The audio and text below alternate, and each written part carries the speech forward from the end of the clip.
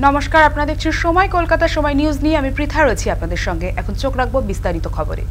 সিনেমার গল্পকেও হার মানাতে পারে এমনই এক সাইবার প্রতারণা রুখে দিল গোবরডাঙ্গা থানার পুলিশ।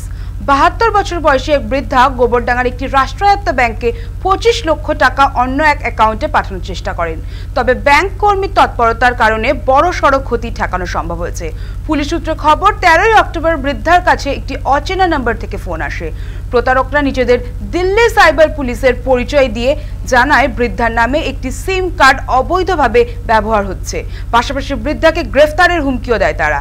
এরপর ভয়ে বৃদ্ধা তাদের কথা মতো ২৫ লক্ষ টাকা দিতে রাজি হয়ে যান এবং ২ লক্ষ টাকা তাদের দেওয়া নম্বরে লেনদেনও করা হয়েছে। বাদবাকি ২৩ লক্ষ টাকা পাঠানোর আগে ব্যাংক কর্মীর সহযোগিতায় বিষয়টি পুলিশের নজরে আসে। এরপর দ্রুত ব্যবস্থা নিয়ে পুলিশ বৃদ্ধাকে প্রতারণার হাত থেকে রক্ষা করেন। পুলিশের পক্ষ থেকে সতর্কবার্তা, এমন ফোন কলে কখনো ভয় পাবেন না। বড় অঙ্কের কোনো লেনদেনের আগে পুলিশের সঙ্গে অবশ্যই যোগাযোগ করবেন।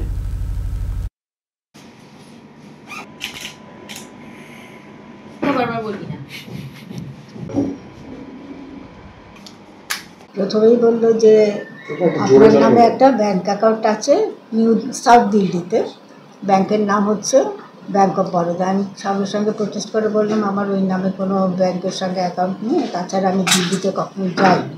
বলছে আপনার তো এখানে রয়েছে, কার্ড রয়েছে। আমি বললাম কী করে সম্ভব, সেটা আমার প্রেজেন্স ছাড়া তো তারা কেউ দেয় না, আর সেটা কী করে হলো। বলছে ব্যাংকাররা এর মধ্যে জড়িত থাকে, আপনারা তো জানেন না সব কিছু, ব্যাংকাররা এর মধ্যে জড়িত, ওরাই কীভাবে আমাকে এইসব বের করে দেয়।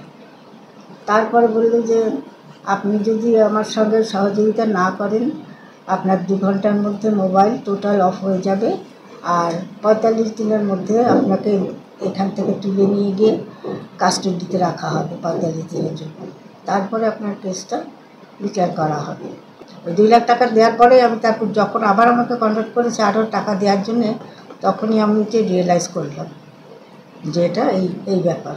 টাকাটাই বারবার দেওয়ার জন্য আমাকে ইনসিস্ট করছে যে তাড়াতাড়ি করে আপনি এই টাকাটা আমাদের এই নামে।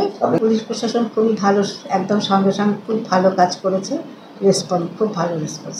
৯টার সময় আমার কাছে ব্যাংক থেকে একটা ইনফরমেশন আসে। ব্যাংকের ম্যানেজার আমার কিছু ফোর্সকে জানায়, সেখানে কর্মরত ফোর্সকে, যে এরকম একজন ওল্ড এজেড লেডি অ্যাবাভ 70, তিনি ২৫ লক্ষ টাকা কোনো একটা অ্যাকাউন্টে ট্রান্সফার করছেন।